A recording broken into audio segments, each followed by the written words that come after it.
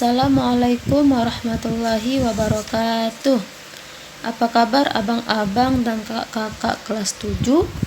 Semoga kita semua dalam keadaan sehat walafiat. Kembali lagi kita hari ini belajar IPA tentang klasifikasi makhluk hidup. Sebelum memulai pelajaran hari ini, marilah kita membaca basmalah. Bismillahirrahmanirrahim. Nah, yang pertama kita akan belajar tentang ciri-ciri benda di lingkungan sekitar. Nah, untuk menentukan apakah suatu benda termasuk makhluk hidup atau benda tak hidup, kita dapat memperhatikan gejala yang ditunjukkan oleh benda tersebut.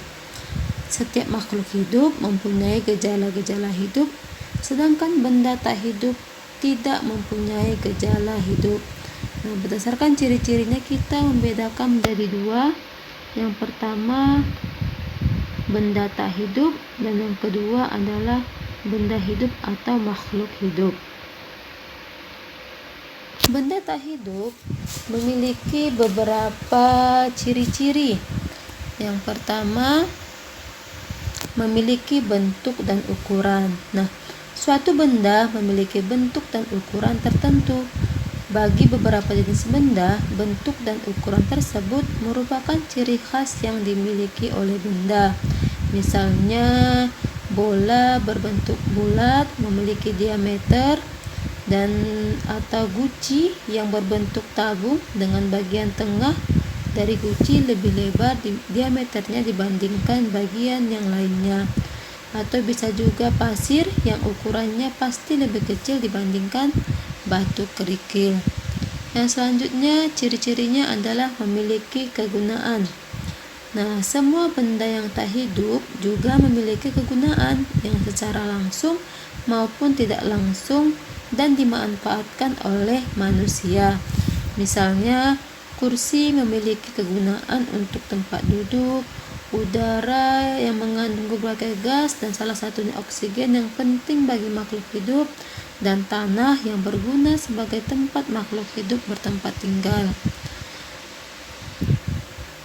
Yang selanjutnya adalah dapat dikristalkan. Nah, setiap benda tak hidup dapat dikristalkan.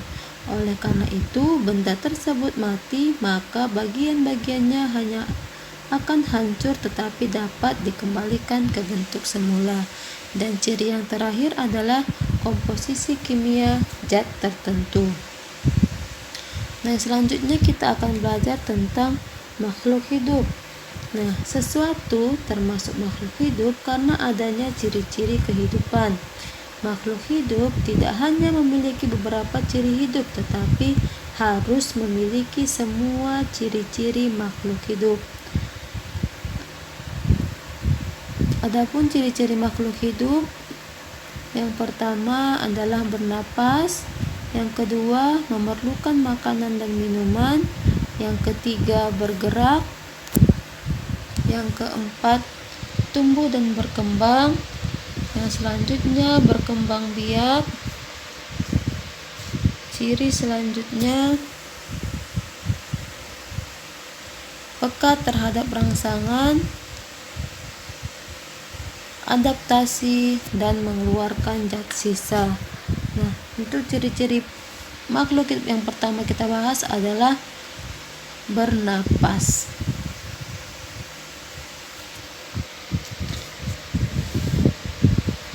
Ciri makhluk hidup yang pertama yang kita bahas adalah bernapas atau respirasi. Nah, apa itu bernapas? Nah, sekarang cobalah kamu untuk bernapas. Terus, apa yang kamu rasakan setelah bernapas? Nah, bernapas adalah proses pengambilan oksigen atau O2 dari udara dan pengeluaran karbon dioksida atau CO2 ke udara. Oksigen tersebut di dalam tubuh kita digunakan untuk proses pembakaran zat makanan yang dinamakan dengan oksidasi biologi. Sedangkan oksidasi ini merupakan proses metabolisme dalam tubuh. Metabolisme adalah semua reaksi kimia yang berlangsung di dalam tubuh makhluk hidup. Proses metabolisme inilah yang disebut dengan respirasi atau bernapas. Nah, selain menghasilkan energi, proses oksidasi juga menghasilkan sisa metabolisme. Berikut adalah reaksi dari respirasi dengan menggunakan oksigen atau respirasi aerob, yaitu zat makanan ditambah dengan oksigen menghasilkan energi, karbon dioksida, dan air. Proses bernapas dapat berlangsung dengan didukung oleh alat pernapasan seperti manusia. Alat pernapasannya adalah paru-paru. Dan bagaimana dengan hewan? Pernapasan untuk hewan itu adalah berbeda-beda. Hewan darat umumnya bernapas dengan paru-paru, contohnya adalah sapi, kambing, dan kelinci. Sedangkan hewan yang hidup di air umumnya bernapas dengan insang, contohnya ikan. Dan alat pernapasan pada serangga disebut dengan trakea atau corong hawa. Trakea merupakan saluran udara yang berguna untuk mengeluarkan oksigen ke seluruh bagian tubuh serangga. Saluran trakea pada serangga bermula dari sebuah celah kecil di permukaan tubuhnya yang bernama spirakel atau stigma. Spirakel terletak berpasangan pada setiap segmen tubuh serangga. Oksigen dari luar akan masuk melalui spirakel, kemudian udara dari spirakel menuju pembuluh-pembuluh trakea, dan selanjutnya pembuluh trakea bercabang lagi menjadi cabang halus yang disebut dengan trakeolus, sehingga dapat mencapai seluruh jaringan dan alat tubuh bagian dalam. Selanjutnya, ciri-cirinya adalah memerlukan makanan dan minuman. Makhluk hidup membutuhkan makanan dan minuman sebagai bahan untuk menghasilkan energi. Energi yang dihasilkan dari proses metabolisme akan digunakan untuk menunjang proses kehidupan. Nah, bagaimana dengan tumbuhan? Tumbuhan memerlukan makanan berupa air dan unsur hara yang didapatkan dari dalam tanah. Biasanya tanaman perlu disiram air secara teratur agar tanaman tidak mati. Tumbuhan mempunyai akar untuk menyerap air dalam tanah. Selain itu, akar juga menyerap zat hara yang merupakan zat makanan bagi tumbuhan. Zat hara itu antara lain adalah nitrogen, fosfor, dan kalium. Nah, biasanya petani-petani melakukan pemupukan pada tanaman yang dibudidayakan. Pupuknya mengandung unsur hara bagi tanaman, yaitu antara lain kompos, pupuk urea, TSP, dan KCl. Nah, adapun hewan dan manusia dan mikroorganisme memerlukan makanan berupa tumbuhan atau hewan lainnya.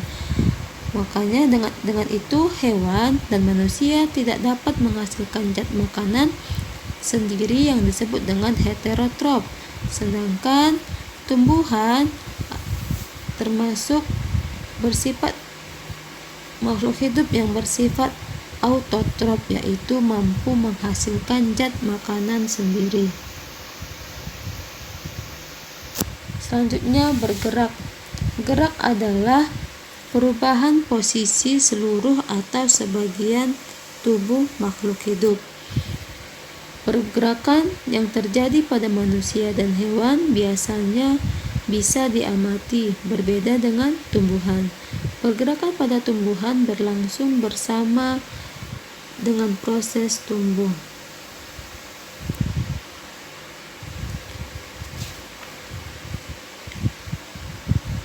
Yang selanjutnya adalah tumbuh dan berkembang. Tumbuh merupakan pertambahan ukuran tubuh yang tidak kembali lagi ke ukuran semula. Pertambahan ukuran tubuh terjadi karena adanya penambahan jumlah serta pembesaran sel-sel penyusun tubuh. Nah, setelah mencapai ukuran atau usia tertentu, pertumbuhan makhluk hidup akan terhenti. Pada saat itu, makhluk hidup mengalami perubahan menuju kedewasaan yang ditunjukkan dengan kemampuannya berkembang biak. Makanya berkembang disebut merupakan proses menuju kedewasaan yang didapati dengan menyempurnakan bentuk tubuh. Nah, bagaimana perbedaan tumbuh dan berkembang? Tumbuh adalah penambahan ukuran, yaitu panjang, tinggi, dan berat tubuh organisme yang tidak dapat kembali serta dapat diukur. Sedangkan perkembangan atau berkembang adalah proses menuju kedewasaan yang menyertai pertumbuhan, perkembangan, dan tidak dapat diukur. Yang selanjutnya adalah berkembang biak atau reproduksi. Berkembang biak atau reproduksi merupakan pembentukan individu baru. Reproduksi berfungsi untuk mempertahankan jenisnya agar tidak punah. Cara berkembang biak makhluk hidup dibedakan menjadi dua, yaitu secara kawin atau generatif dan secara tak kawin atau vegetatif.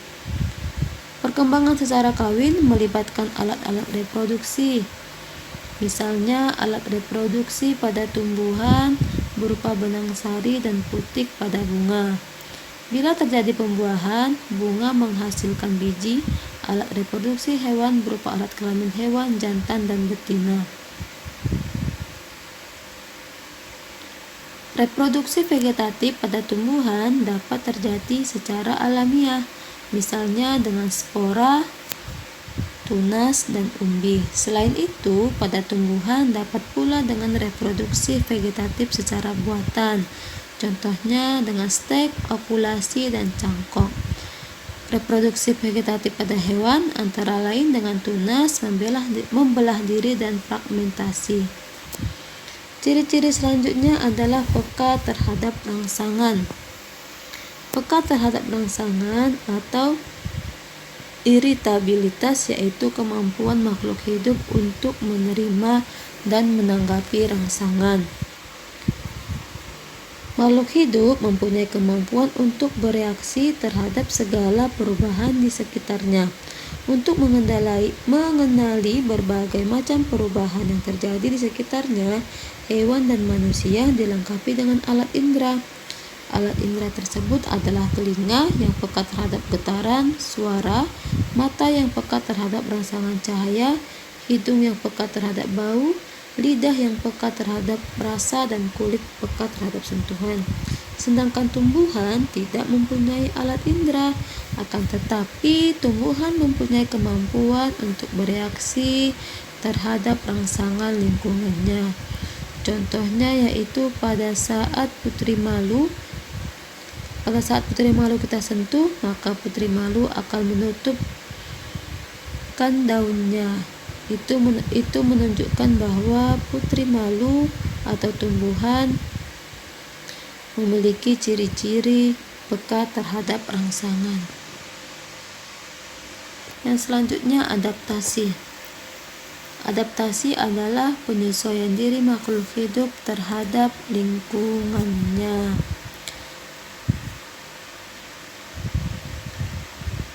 Yang selanjutnya adalah mengeluarkan zat sisa atau ekskresi. Ekskresi merupakan proses pengeluaran zat sisa dari dalam tubuh.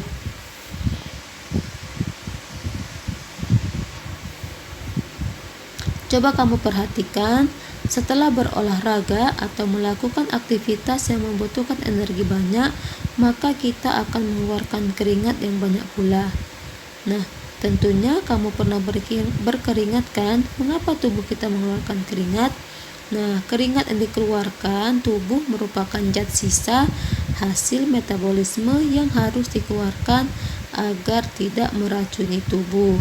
Nah, proses pengeluaran zat sisa tersebut lah yang disebut dengan ekskresi.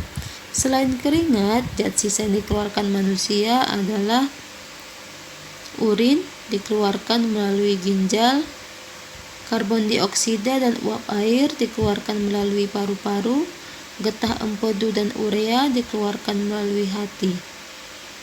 Nah, sekarang waktunya abang-abang dan kakak mengerjakan tugas.